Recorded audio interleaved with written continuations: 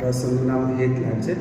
એ અહીંયા વંદે માતરમ વિદ્યાપીઠમાં ધોરણ 5માં એને ભણાવે અને મૂકો છે કે જેથી કરીને એની પર્સનાલિટી પણ ડેવલપમેન્ટ થાય, થોડો ટાઈમ પ્રમાણે એક્ટિવ પણ બને.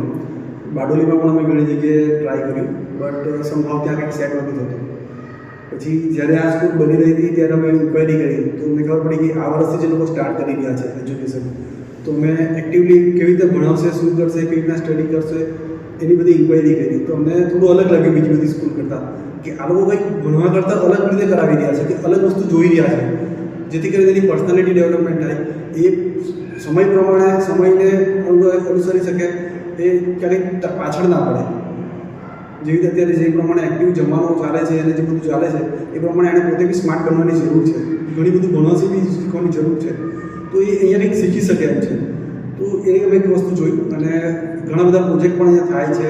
તો એમાં પણ અમે જોયું કે છોકરાઓ ઘણું સારું કરી રહ્યા છે, જે બીજી બધી સ્કૂલોમાં કદાચ એટલું બધું પાર્ટિસિપેટ નથી કરતા, કે એટલું બધું નથી એ લોકોને આવડતું હોય. તો આખું અલગ રીતે અમને એક વસ્તુ જોવા મળી. બિહેવિયર પણ મારા છોકરાનો ઘણો ચેન્જ થયો.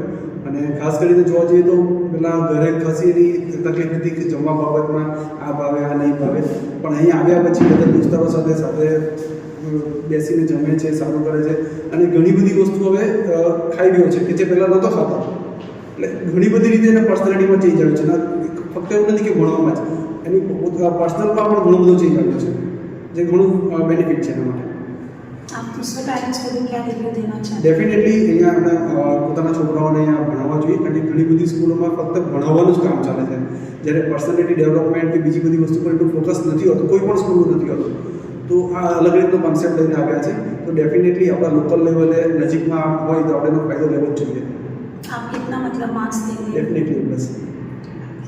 Thank you very much. आभार.